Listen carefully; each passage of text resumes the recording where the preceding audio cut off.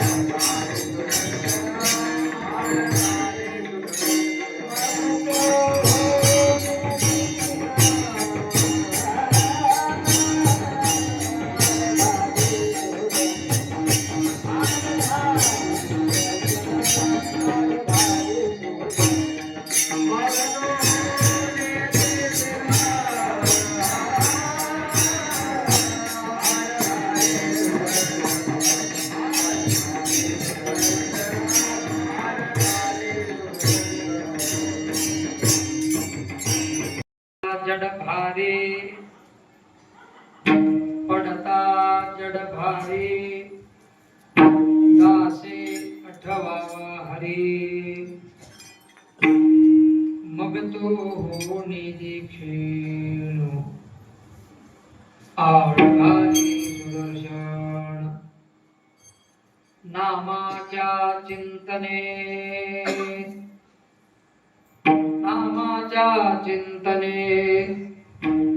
बारा वाटा पडती विघ्ने मग तो होणी दीक्षिण आळघाली सुदर्शन तुका म्हणे प्राण करा दिवासी अर्पण मग तो होणे दीक्षिण आळघाली सुदर्शन पांडुरंगा करो प्रथम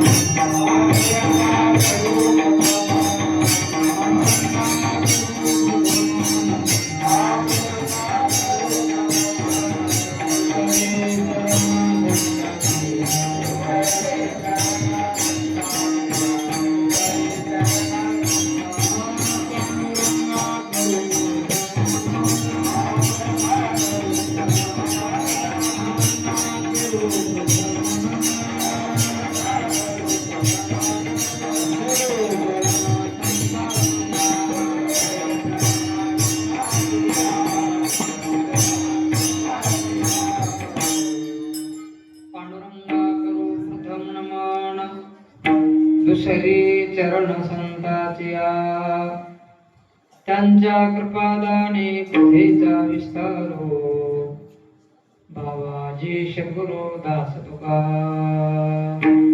तया माझे दंडवत कपी कोळी हनुमंत सेवे लागी सेवक झालो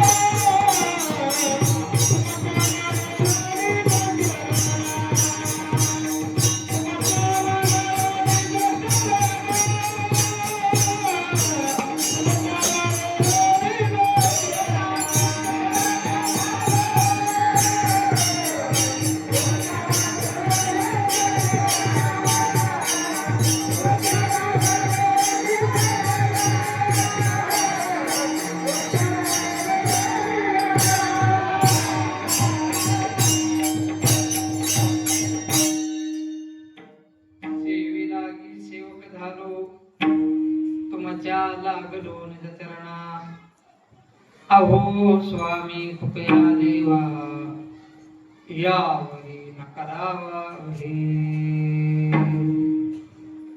प्रस्तुत प्राप्त प्रसंगी प्राप्त स्थळी कीर्तन रूपी सेवेकरिता घेतलेला अभंग जगद्गुरु श्रीमंत संत तुकोबारायांचा अभंग आहे. या अभंगामधून तुकोबाराय दासाचं कार्य सांगतात. काय कार्य आहे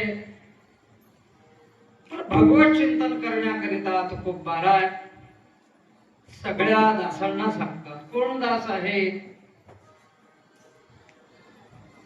भगवंताच्या कृपेने आपल्याला हा जन्म प्राप्त झाला, नर शरीर प्राप्त झालं, म्हणून आपण त्या भगवंताची ऋणी असल्यामुळं ऋणी माणसाला दास म्हणतात. भगवंताचे आपण ऋणी आहोत. काय भगवंताचं ऋण आहे आपल्यावर? ते ऋण कशा पद्धतीने फेडता येतं? भगवंताने कोणत्या असं ऋण आपल्यावर ठेवलेलं आहे त्या ऋणाबद्दल बोलत असताना महाराज सांगतात, जिने हा जीव दिला दान तयाचे करीन चिंतन जगत जीवन नारायण काही गुण तयाचे. भगवंताने आपल्याला हे जीवदान दिलेलं आहे आणि त्याचा मोबदला आपण भगवंताला काही देऊ शकलो नाही, दिलो नाही, हे आपल्याला देता येणार नाही असं काही नाही. मोबदला देता येतं महाराज, पण द्यावा असं आपली भावना नाही. काय मोबदला भगवंताला द्यायचा आहे ते तुकोबाराय या अभंगात सांगतात. काय आहे भगवंताला मोबदला कशा पद्धतीने द्यायचा आहे तर भगवंताच्या नामाचं चिंतन हे भगवंताला मोबदल्यात द्यायचं आहे, दुसरं काही द्यायचं नाही.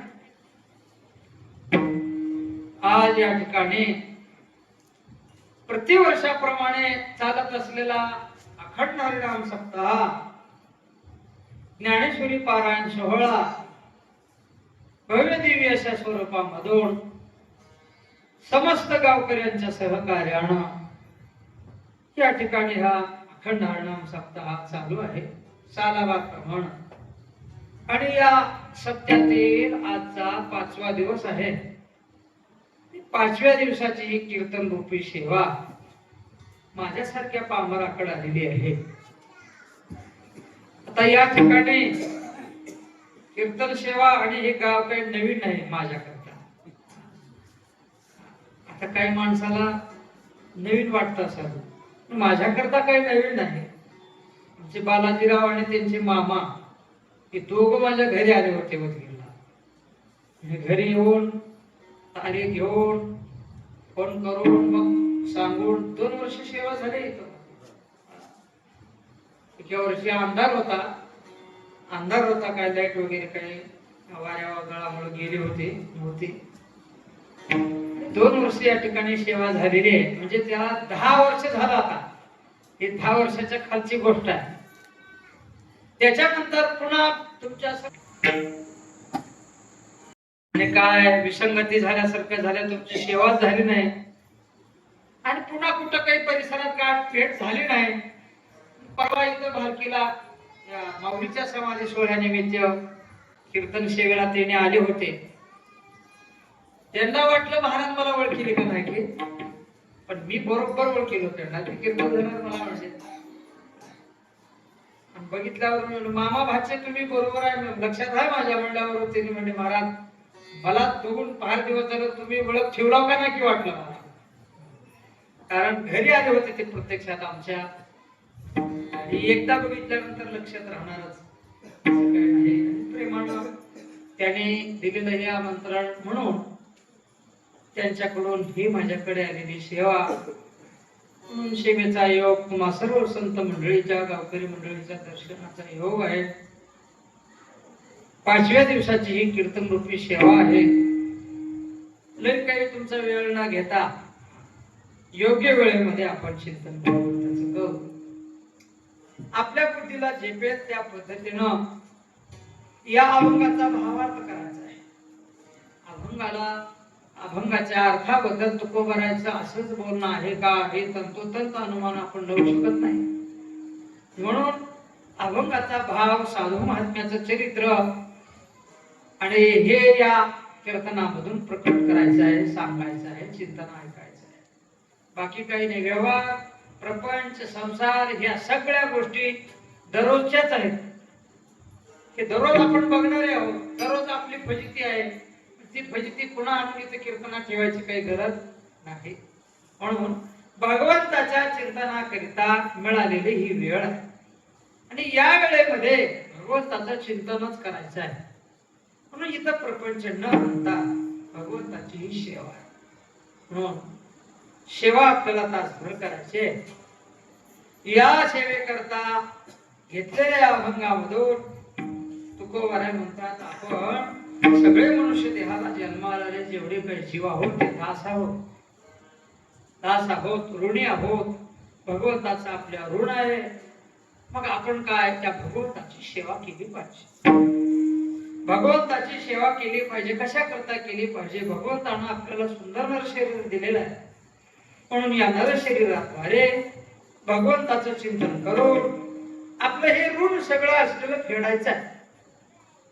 याच्याकरिता महाराज सांगायला लागले, तुमच्यावर कितीही जरी मोठं संकट जरी आलं, कितीही जरी मोठं संकट आलं, कितीही जरी मोठा प्रसंग तुमच्या समोर जरी उभा टाकला, अरे पडता जड भारी दासे आठवावा हरी, किती जरी दुःख आलं तरी भगवंताचं चिंतन हे करायलाच पाहिजे, असं तुकोबारा सांगतात. पुढे काय म्हणतात, भगवंताचं चिंतन आपण करायला लागलो की मग तो परमात्मा आपल्यावर कृपा करतो. मग तो होणे देशील आड घाली सुदर्शन, तो परमात्मा त्या भक्तावर आलेलं संकट, हे त्या संकटाचं जे काही परिश्रम होणार आहे, त्या संकटातून, त्या दुःखातून तो परमात्मा सोडवल्याशिवाय होणार नाही.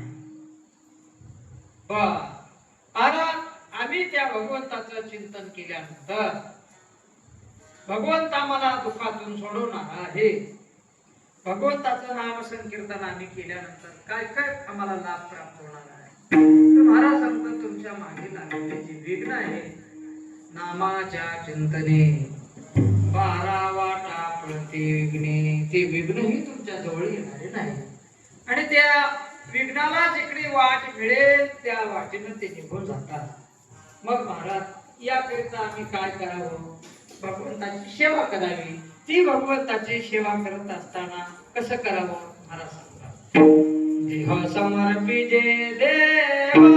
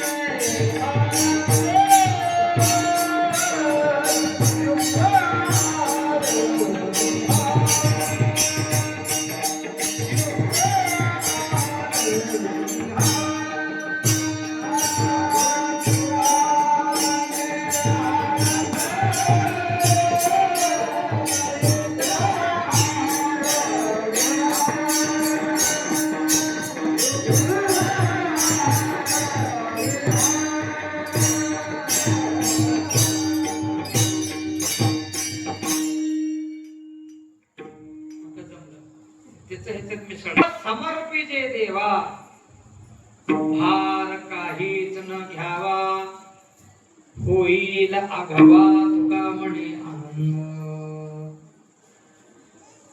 भक्तानं देह हे भगवंताला समर्पण करायचंय.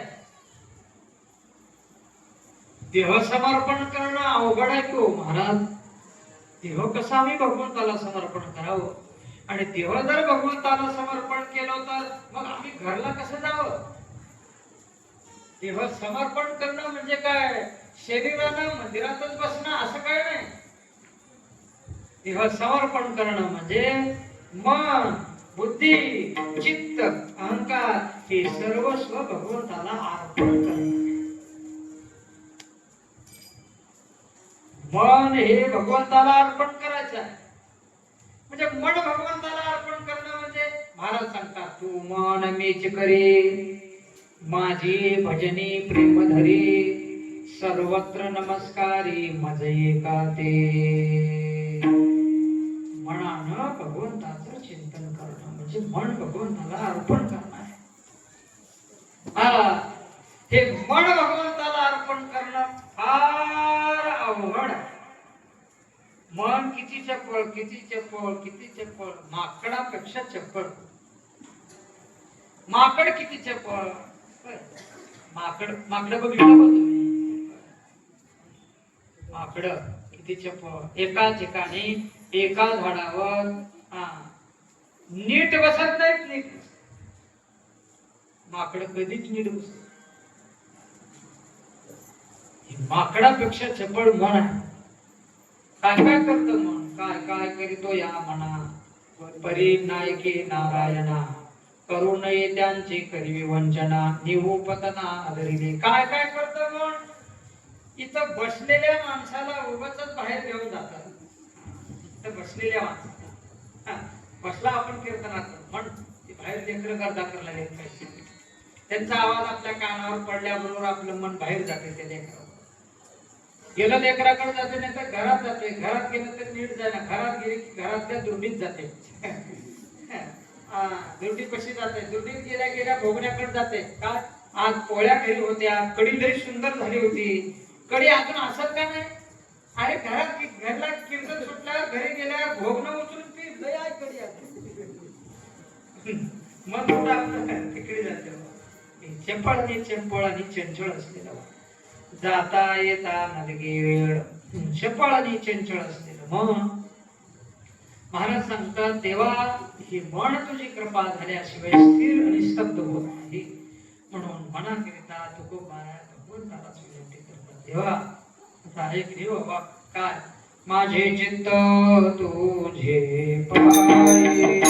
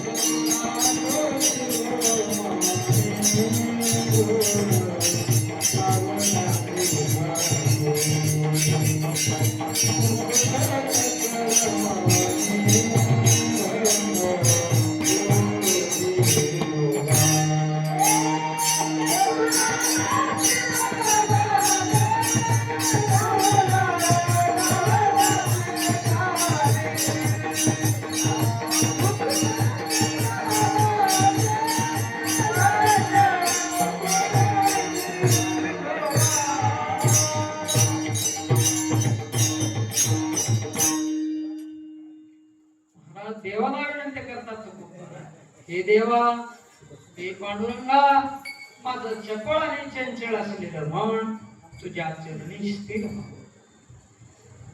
किती चपळ, किती चंचल आणि किती नीच मन आहे सांगू का? घरामध्ये किती वस्तू जरी असल्या, आमच्या माता महिला बसलेत का महिला मंडळ, किती घरामध्ये भांडे राहू द्या, दारापुढे एखादी भांडेवाला भांडे घेऊन आला, त्यांचं मन लगेच आई एखादी घ्यावंच काय की नाही. घरात भरपूर आहे हो, तरी मनाची ही मनाची गती आहे की मनाला कितीही या मनाचे चाळ जरी पुरवले तरी ही मन काही गप बसणार नाही, चपळ आणि चंचळ आहे. म्हणून भगवंताला म्हणायला लागलं, हे देवा पांडुरंगा, की माझं मन स्थिर व्हावं. कुठंच स्थिर व्हावं? भगवंताच्या चरणी स्थिर व्हावं. म्हणजे मनानं भगवंताचं चिंतन करावं. बुद्धीमध्ये काय असावं? महाराज सांगतात, बुद्धीचे वैभव अन्य नाही. बुद्धीचे वैभव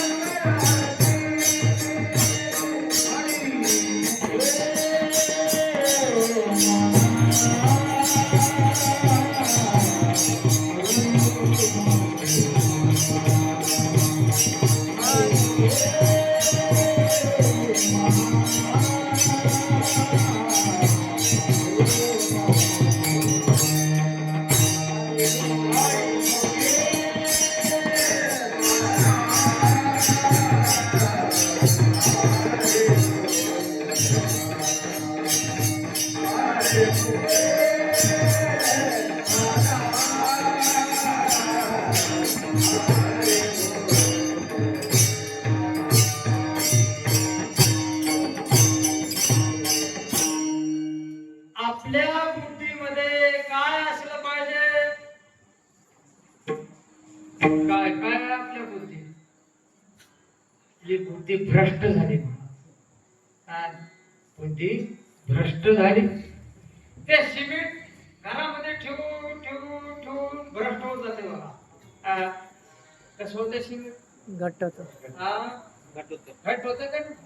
हातोड्याने बी हाना फुटणार. तसली आपली बुद्धी झाली. संसार करून करून करून भ्रष्टच होऊन गेली. परमार्थाकडे यायलाच तयार नाही. तुकोबरा म्हणजे किती सांगतो तरी नाही कधी. म्हणजे काय नाही, किती किती बोलावं संत म्हणतात. यांची बुद्धी भ्रष्ट झाली. म्हणजे भ्रष्ट. तरी ज्ञानोबाला सांगायला लागले, अरे बाबा थोडं तुमच्या बुद्धीचं वैभव पहा. काय वैभव आहे बुद्धीचं? या बुद्धीमध्ये जर भगवंताचं वास्तव्य जर झालं, बुद्धीमध्ये जर भगवंत बसला, बुद्धीला जर कळालं की सृष्टी निर्माण करणारा भगवंत आहे म्हणून, तर या बुद्धीला परमात्मा प्राप्त होतो. बुद्धीचे वैभव अन्य नाही तुझे. पण आपल्या बुद्धीमध्ये प्रपंच भरल्यामुळं आपल्याला काय वाटतं? हे सगळं माझ्याकडं होत. तुम्हाला एक विनोदानं दृष्टांत सांग. आपली बुद्धी कुठपर्यंत पोहोचू शकते? आपली बुद्धी भ्रष्ट झाल्यामुळं भगवंताकडे येऊ शकत नाही. ती जाते कुणीकडं? एक दृष्टांत सांग. कोणी झोपायचं नाही बरं का. तुम्ही रोज झोपला लावून मला कळालं. मोबाईलवर मी दररोज बघत होतो. झोपायचं नाही, झोपलो तर दंड बसत. कारण दुसरी पण वाट तर नाही की इथेच वाट आहे. झोपायचं तुमच्याकरता कीर्तन आहे, आमच्याकरता आमच्यासाठी रोजच आहे. बुद्धी आपली जाते कुणीकडे?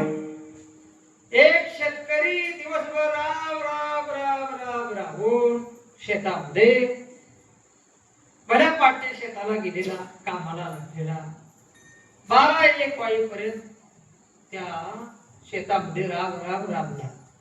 आणि त्या शेतकऱ्याला तहान लागली. त्याने काय केलं?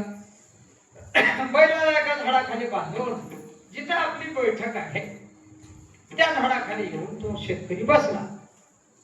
आणि बसल्यानंतर आणि त्याच्या मनामध्ये चिंतन सुरू झालं. अरे म्हणजे मी पहाटे 4 वाजल्यापासून शेतामध्ये राब राब राब राब राबतोय, कष्ट करतोय, मला तहान लागले हे देवा. आणि आता मला थोडं जर इथं पाणी जर पिण्याकरता मिळालं असतं तर लई बरं झालं असतं.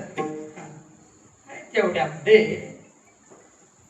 एक असं गाडगं पाण्याचं, थंडगार पाण्याचं गाडगं आलं. थंडगार पाण्याचं गाडगं आलं. पाणी पिला. आता तहान किती ताणलेल्या माणसाला लागल्यानंतर गाडगं भर पाणी राहिलं काय, 2 गाडगे राहिलं काय, जेवढं लागेल तेवढंच पिणार. पाणी पिल्यानंतर त्याच्या मनात वाटलं, जसं या ठिकाणी थंडगार पाणी मला मिळालं तसं भूकही लागलेली आहे. निदान भूक भागवाय पुरतं तरी खायला मिळालं असतं तर बरं झालं असतं असं त्याला वाटलं. आणि मनात उगाच जेवणाबद्दल चिंता केल्याबरोबर काय झालं? पंचपक्वानाचं ताट आलं पुढे. पंचपक्वान, इच्छा भोजन. कुठे कुठे लग्नामध्ये इच्छा भोजन चालू आहे आता सध्या. काय? पातळ भाकरी खाणाऱ्याला पातळ भाकरी, चपाती खाणाऱ्याला चपाती, पोळी खाणाऱ्याला पोळी, धपाटी खाणाऱ्याला धपाटी, पिवळी भाकर खाणाऱ्याला पिवळी भाकर, भाजी सोबत खाणाऱ्याला भाजी, कोशिंबीर संग खाणाऱ्याला कोशिंबीर, चटणी संग खाणाऱ्याला चटणी, पाणी पिऊ वाटणार झालं तर मट्टा, गोड खाऊ वाटलं तर जामून, जामून नको वाटलं तर नुकती, नुकती नको वाटलं तर बालुशे. आता किती मी सांगू मी? तुम्हाला माझ्यापेक्षा जास्त पदार्थ माहित असतील आणि तुम्ही द्या म्हणलं तर पंचायत होईल म्हणून मी सांगत नाही. पुढचे पदार्थ झाकून राहू द्या. तसा ताट पुढे आल्याबरोबर काय माझी लॅटरी लागली. पाणी म्हणल्याबरोबर पाणी आलं, जेवायला म्हणल्याबरोबर जेवण आलं, पोटभर जेवला म्हणाला. आणि जेवल्याबरोबर असं आहे बघा, जास्त जर जेवण झालं तर माणसाला काम करावं वाटत नाही. काय वाटतं? सुस्ती येते. सुस्ती आल्यावर त्या माणसाला काय वाटतं? आता झोपावडे. मग तो शेतकरी म्हणा लागला, आता इथं जर एखादी बाग म्हणा, पलंग म्हणा असतं, वरी गादी वगैरे असते तर बरं झालं असतं. निदान 1 घंटाभर झोपलो तरी असतो, पुन्हा पहिलं सोडून पुन्हा कामाला लागलो असतो. एवढं म्हटल्याबरोबर तिथं पलंग आलं, गादी आली, उशी आली. आणि मग आता काय, पलंग आहे, गादी आहे, उशी आहे. आता थोडं थंड वारा आला असता तर लगेच कूलर बसलेला आहे. वा आले आले सगळं असं पडला लांब आणि लांब पडल्या पडल्या उगाच मनात ह्याच्या बापरे चांगला अरे बापरे पाणी म्हणल्याबरोबर पाणी आलं जेवण म्हणल्याबरोबर ताट आलं थोडं विश्रांती घ्यावं पलंग झाला असतं बरं झालं पलंग म्हणल्याबरोबर पलंग आलं आणि हवा आली असती तर बरं झालं असतं हवा म्हणल्याबरोबर कूलर आलं हे सगळं इथं येतंय त्या अर्थी इथं भूत तर नसल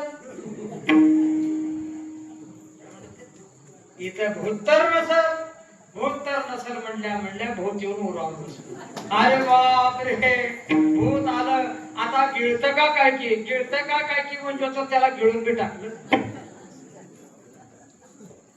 आपल्या बुद्धीत देव बसला का भूत बसलं हा का बसलंय आपली बुद्धी भ्रष्ट झालेली आहे काही कामाची राहिली नाही आपल्या बुद्धीत भूत बसल्यामुळं आणि आपली गती काय झालेली आहे भूत आपल्याला गिळून चाललेला आहे कसं गिळतोय घडीने घडी काळ वाट याची पाहे अजून किती आहे दिवसेंदिवस पण हो नामदार म्हणतात आयुष्य जात आहे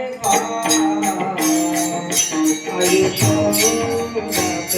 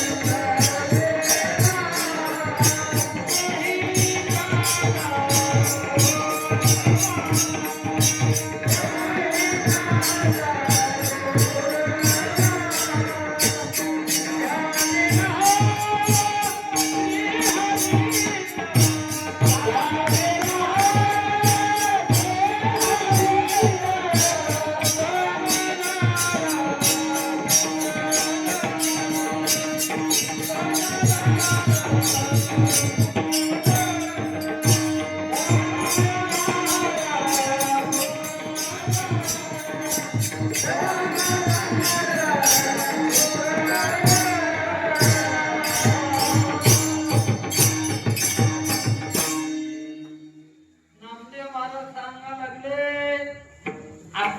बुद्धीमध्ये सगळं प्रपंच बसल्यामुळं अरे अरे अरे अधोगतीला चालूच म्हणजे आपण.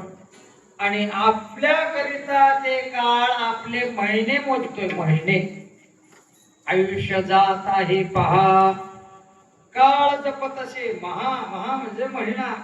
अजून याचे किती वेळ आहे, अजून याचे किती दिवस राहिले, अजून याचे किती महिने राहिले. आणि सगळे महिने संपल्याबरोबर त्याला ह्याच्या गळ्यात फासा घालून कधी एकदा घेऊन जाऊ, ती वाट बघत बसली. मग आपण काय करावं? महाराज सांगतात, आयुष्य जात आहे पहा, काळ जपतसे महा, स्वहिताचा घोर पहा, ध्यानी राहा श्री हरीच्या. आपल्या बुद्धीनं भगवंताचं ध्यान करणं. मग विचार करा, तो व्यक्ती जर त्याच्या बुद्धीमध्ये जर भगवंत जर असता, बुद्धी जर भगवंताला समर्पण जर केली असते, बुद्धीचा पालट धरारे काय आहे. महाराज काय म्हणतात, तुमची बुद्धी थोडं पलटून टाका. कॅसेटला दोन बाजू राहतात, एक ए साइड आणि एक बी साइड. ए साइड म्हणजे नुसता धिंगाणा तमाशाच राहतो, बी साइड कुठेतरी थोडं स्थिरता असते.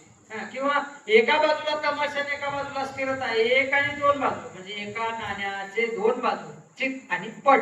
हे जसं आहे तसं तुम्ही आजवर तुमच्या बुद्धीनं, मनानं, चित्तानं प्रपंच जरी केला असला तरी आता काय करा, आता ए साइड बंद करून बी साइड म्हणजे काय करा, भक्ती मार्गाकडे लागा. तुमची बुद्धी ही भगवत चरणी अर्पण करा, मन भगवत चरणी अर्पण करावं, बुद्धी भगवत चरणी अर्पण करावं. बुद्धीत जर परमात्मा बसला असता तर त्या व्यक्तीच्या मुखात काय आलं असतं? पाणी म्हणल्याबरोबर पाणी देणारा, भूक लागली म्हटल्याबरोबर अन्न देणारा, झोपायचा म्हटल्याबरोबर पलंग देणारा, हवा म्हटल्याबरोबर हवा देणारा हा कोण आहे? तर सर्व सत्ताधीश हा भगवंत आहे. आणि इथं भगवंत तर नसेल का म्हटल्याबरोबर भगवंत पुढे येऊन उभा टाकला असता. आणि या भगवंताला बघितल्याबरोबर माझा उद्धार होईल का म्हटल्याबरोबर भगवंताचं दर्शनही झालं असतं. आणि भगवंताच्या दर्शनात दर्शने हळा मात्रे तया होय मुक्ती, त्याला मुक्ती प्राप्त झाली असती.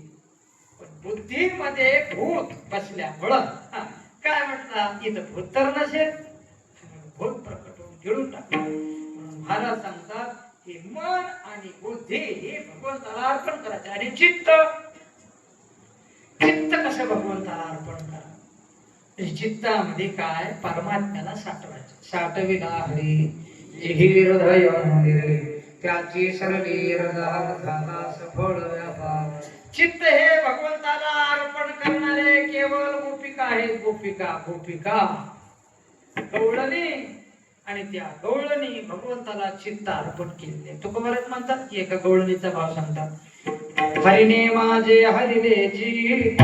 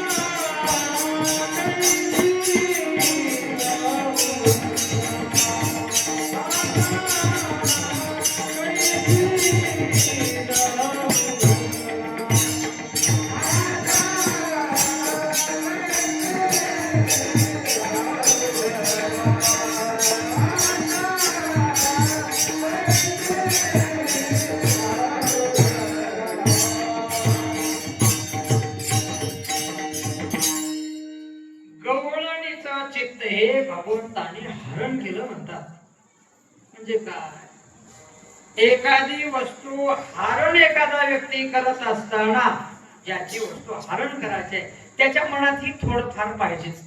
जाऊ दे जाऊ दे घेऊन म्हणायचं, सहजासहजी हरण होत नाही. एखाद्या वस्तूचं हरण करायचं सहजासहजी हरण होत, याच्या मनात थोडं पाहिजे आणि त्याच्याही मनामध्ये थोडं पाहिजे. तसं भगवंताच्या मनामध्ये गोपिकांचं चित्त हरण करायचं आहे आणि गोपिका हे भगवंताला चित्त समर्पण करून बसल्या.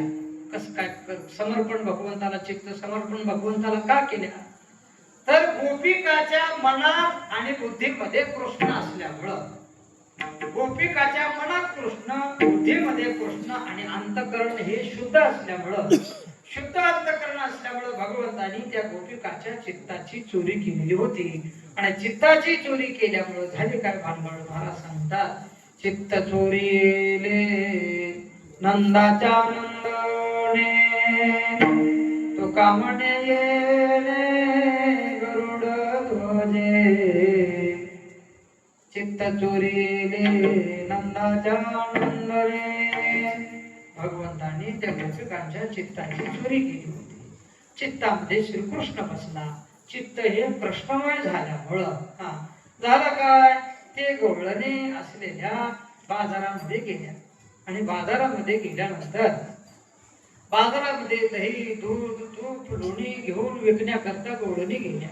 आणि गेल्यानंतर ते गवळणी दही घ्या, दूध घ्या, तूप घ्या हे म्हणायचं, तर ते गवळणी म्हणा लागली, गोविंद घ्या कोणी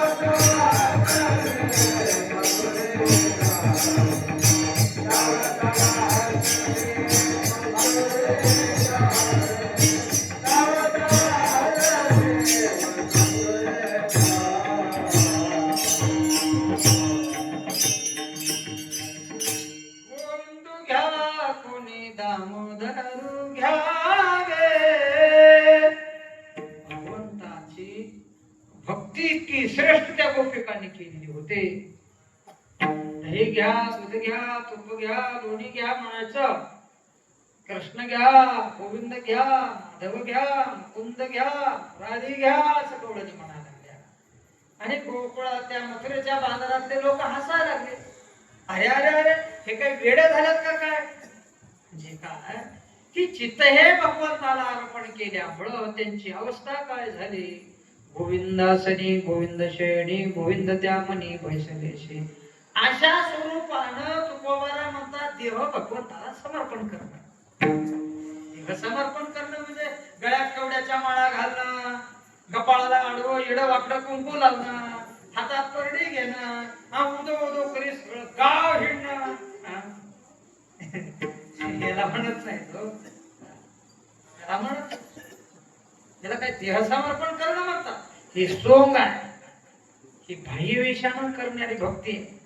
या भक्तीला आमचा परमात्मा भुललेला नाही. म्हणून महाराज सांगतात तुमचं जीवन हे आनंदी आनंदी आनंदी जर करायचं असेल, देह समर्पिजे देवा, मन बुद्धी चित्त हे भगवंताला अर्पण करावं. म्हणजे देहार्पण भगवंताला करावं, आणि देहार्पण भगवंताला केल्यानंतर काय होईल, मग तो होऊन दीक्षे आड घाली सुदर्शन. मग तुमच्या देहाला भगवत चरणी अर्पण करत असताना किती त्रास जरी झाला, किती जरी दुःख जरी झालं, किती जरी वेदना जरी झाल्या, तरी तुका म्हणे प्राण करा देवाशी अर्पण. तुमचा प्राण ही भगवंताला अर्पण करा. प्राण अर्पण करणं म्हणजे भगवंताचं भजन करत असताना काही दुःखद घटना घडलीच तरी भक्तांनी डगमगू नये, याला प्राण अर्पण करणं म्हणतात. दोन भक्त होते, दोन्ही भक्त महादेवाची भक्ती करणारे होते. ध्यान ठेवून ऐका, ध्यान ठेवून ऐका. गुंगलाले तुम्हाला असलं सांगाले की गुंगते, तमाशा मांडली की गुंगणार, तसे नाही. ऐकलाले बिचारे म्हणून त्यांना नाव ठेवणे. तुम्ही बसलात म्हणून कीर्तना नेते नाही. ऐका ऐका, दोन भक्त होते, ते भगवान शंकराचे भक्त, आणि दोघांची भक्ती इतकी चढाओढी इतकी चढाओढी इतकी चढाओढी महाराज. आणि पार्वतीला प्रश्न पडला. कधी कधी देवालाही आपल्या भक्तीवर प्रश्न पडतो बरं. आणि देवाला प्रश्न पडावं अशी भक्ती माणसानं करावंच. देवाला प्रश्न पडावा अशी भक्ती करा. कसा प्रश्न पडावा देवाला, कसा प्रश्न पडावा हे पुढे सांगतो. आणि अशी भक्ती सुरू झाली, आणि ती पार्वती म्हणायला लागली, हे देवा, हे भगवान, तुमचा सर्वश्रेष्ठ आणि प्रिय भक्त कोणता. देव म्हणाल, हे खरं सांगू का तुला राग येईल, आणि मी खरं बोलतो. खरं बोललो की राग येणारच. खरं सांगू का, माझे दोन भक्त आहेत म्हणजे. कोणते कोणते, एक श्रीमंत भक्त आहे आणि एक गरीब शेतकरी आहे. श्रीमंत भक्त आहे. श्रीमंत भक्त काय करतो, श्रीमंत भक्त असलेला 8 वाजता उठतो, मग तोंड धुतो, स्नान संध्या करतो, घरातली देवपूजा करतो, आणि मग 10 वाजता देवळामध्ये येतो. आणि देवळामध्ये येत असताना कसा येतो, तर 1-2 किलो फुलं घेऊन येतो, एक उदबत्तीचा पुडा आणतो, एक घमघमाट सुगंध असलेला शेंट घेऊन येतो, घागरभर दही, घागरभर दूध, घागरभर तूप, सगळं काही येता सांग असं पूजा करण्याकरता श्रीमंती असल्यामुळे. आणि सगळं घेऊन येऊन 1 तास माझी पूजा करतो. म्हणजे काय, 10ला आल्यानंतर 11, 11:30, 12 त्याला घरला वाजतात म्हणजे जायला. तासभर पूजा करण्याकरता, तासभर नीटनेटकं करून ठेवण्याकरता, आणि मग घरला जायला. असा माझा एक श्रीमंत भक्त आहे. आणि गरीब भक्त, गरीब भक्ताचं काय घेऊन बसलेस म्हणजे. माझा गरीब भक्त असल्यामुळे, त्याचा लई काम असल्यामुळं, त्याच्या मागे लई कष्ट असल्यामुळं गरीब भक्त काय करतो, पहाटे 4 वाजता उठतो. तो शेतकरी आहे ना, आणि शेतकरी असल्यामुळे 4ला उठतो, बैल सोडतो, आणि बैल घेऊन शेताकडे जात असताना घरातल्या त्रुटीमध्ये जे काही शिळी भाकर आहे ते भाकरी सोबत घेऊन जातो. कशा करता, शेतात परिश्रम केल्यानंतर, कष्ट केल्यानंतर, काम केल्यानंतर भूक लागते, भूक लागते म्हणून शिळी भाकर घेऊन जातो. ताजी मागत नाही, शिळी भाकर घेऊन जातो. आणि जात असताना गावच्या कडेला मंदिर असल्यामुळं जाता जाता जाता महादेवाच्या पिंडीवर ती शिळी भाकर ठेवतो, आणि भावनेला नमस्कार करून शेताकडे जातो. असा माझा एक गरीब भक्त, एक श्रीमंत भक्त. मग देवा, तुम्हाला कोणता भक्त आवडतो. देवाने म्हणजे मला गरीब शेतकरी भक्त आवडतो. काय म्हणतात, गरीब शेतकरी भक्त मला आवडतो. पार्वतीला राग आला. काय देवा, कसे तुम्ही भगवंत आहात. अहो, हे श्रीमंत भक्त यथासांग पूजा करतो तुमची, इतका लवाजमा घेऊन येतो, 1.5 तास पूजा तुमची करतो, तो आवडत नाही, गरीब आवडतो तुम्हाला. पार्वती, तुला सांगू का, हे गरीब भक्त आहे ग, पण लय निस्वार्थ माझ्यावर प्रेम आहे याचं. किती प्रेम आहे तुला सांगू का. याच्याकरता तुला परीक्षा दाखवतो याची, आणि मग तू ठरव कोणता श्रेष्ठ भक्त आहे. आणि मग ठरलं महाराज. असा आज पारस द्वादशी आणि महादेव पार्वतीचा विवाह सोहळा. आता आमच्याकडे तर महाराष्ट्रामध्ये आमच्याकडे तर करतात, तुमच्याकडे करतात का नाही माहित नाही, पण करतात. काट्या कावड आणि त्या कावडीचं लग्न लावतात आज द्वादशी. आणि कोणी कोणी याला महादेव बारस म्हणतात. हे बारशीचा दिवस दैनवी दिवस निवडे. बारशीच्या दिवशी आपण जाऊ गुप्त रूपामध्ये मंदिरामध्ये जाऊ, काय हरकत नाही पार्वती. आणि मग काय, पहाटेच्या वेळेमध्ये पार्वती आणि भगवान शंकर मंदिरामध्ये आले. आल्यानंतर गुप्त स्वरूपामध्ये आले.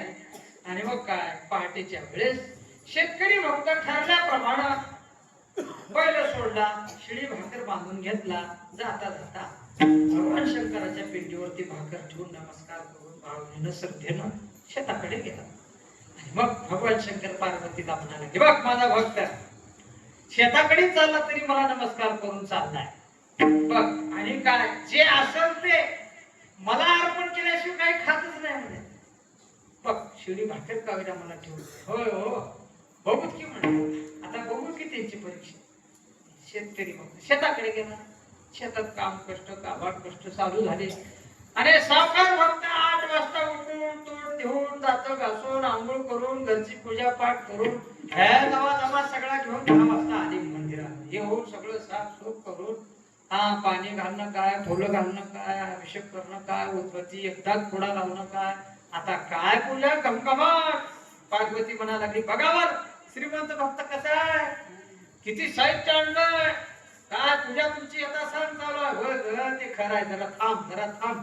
तेवढ्यामध्ये शेतकरी भक्त असलेला शेतामध्ये बैल बांधून एक बैलिनीचा भारा डोक्यावर घेऊन घरी येऊन स्नान करून पुन्हा भाकरी घेऊन जाण्याकरता निघाला होता. आणि तो भक्त मंदिराच्या जवळ जवळ यायला देवाने म्हणले आता खरी परीक्षा आहे बरं का. मग काय थोडं गर्जना करायला लागले, मेघाला कडाडायला लागले, वीज कडकड कडकड कडकड कडकड कडकड कडकड आवाज सुरू झाला. ते मंदिर असं हालायला लागलं, असं हालायला लागलं. जे भूकंपात जसं हालते का नाही असं मंदिर हालायला लागलं. मंदिर हालताना आवाज कडकडाट होताना श्रीमंत सावकार भक्त असलेला अरे बाप रे मंदिर माझ्या अंगावर पडते म्हणले की मंदिराच्या बाहेर पळ काढले जाते. आणि शेतकरी भक्त मंदिराच्या जवळ आलेला कडकड कडकड आवाज पाहून मंदिर हललेलं पाहून डोक्यावरला भारा असा खाली टाकून दिला. धड माझ्या देवाच्या अंगावर मंदिर पडते म्हणलं की जाऊन मंदिरामध्ये महादेवाचे पिंड पोटाखाली घेऊन असं वरे पडला. पिंड पोटा आहे पोटाखाली असं महादेवाच्या पिंडीवर पडल्या. देव म्हणाला की पार्वती कस काय, कोणता भक्त श्रेष्ठ म्हणावं सांग आता. लवा दमा घेऊन लोकांना दिखावा करून दंभे करू भक्ती सोंग दाऊ जना अंतरी भावना कुणाला म्हणावं सांग. देवा बरोबर आहे, बरोबर आहे. शेतकरी भक्त जरी काही तुम्हाला देत नसला तर शेतकऱ्यांना पूर्ण प्राण तुम्हाला अर्पण केलेला आहे. म्हणून भगवंताची सेवा करत असताना देवाला काही द्या न द्या प्राण हे भगवंताला अर्पण करावं नामदेव म्हणतात. देह जावो आतवा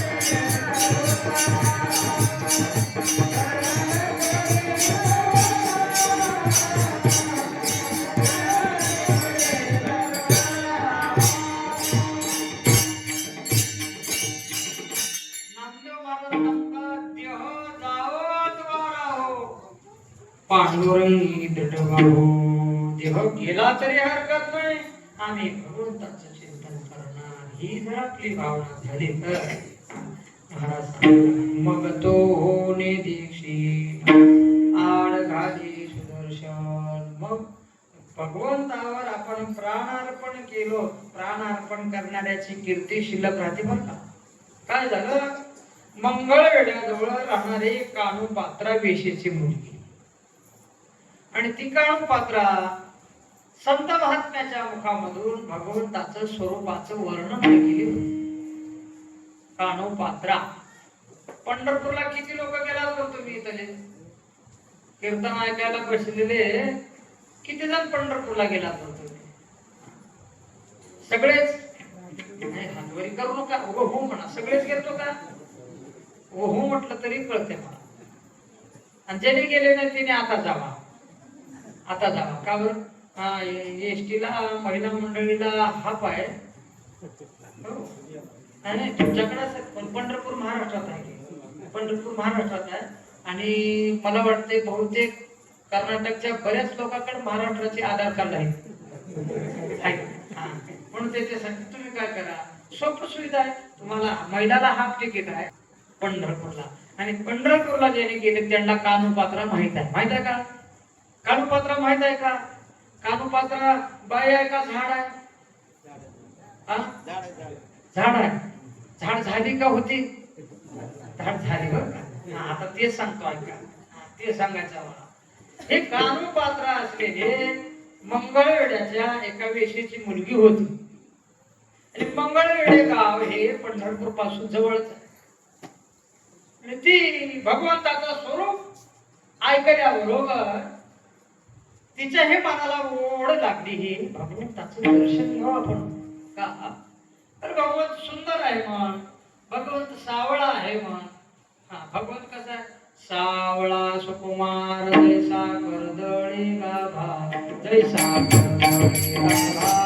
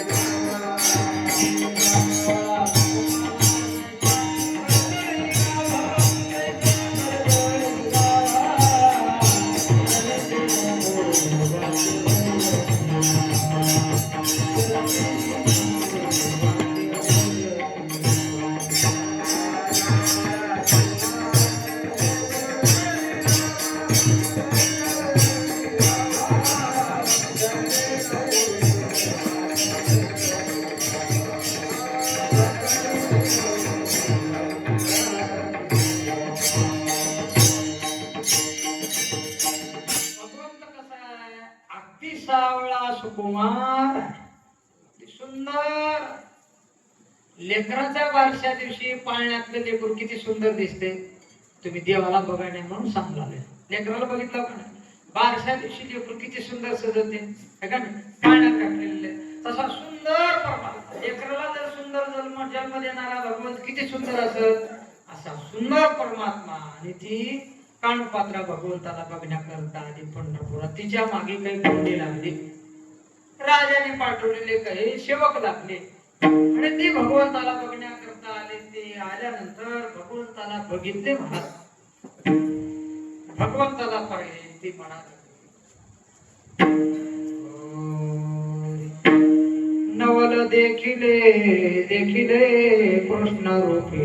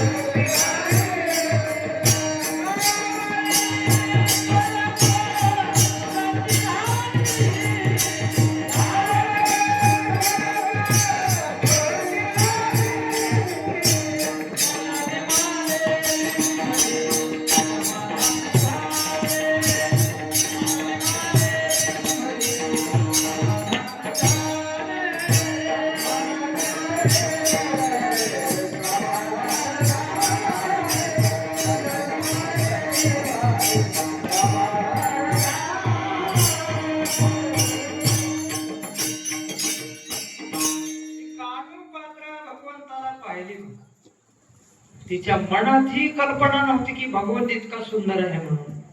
पाषाणाची केलेली मूर्ती आहे असं वाटलं.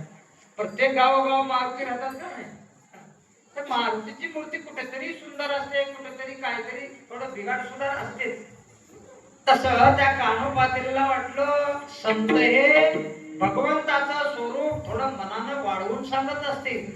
आणि ती बघण्याकरता भगवंताला आल्यानंतर भगवंताला ती कानोपात्रा पाहिल्यानंतर ती म्हणाले, नवल देखिले देखिले कृष्णरूपी बिंब सावळे स्वयंभ मूर्ती हरीची. काय परमात्मा सुंदर आहे. आणि मग ती भगवंताला बघितल्यानंतर ती कानोपात्रा म्हणाली, देवा मन निमाले बिंबले समाधान झाले, कृष्णरूपी बोधले मन माझे. आता देवा माझ्या मनाला इथून दुसरीकडे जाऊ वाटत नाही. आता कोठे धावे मन तुमचे चरण देखली, या भाग गेला शील गेला अवघा झाला.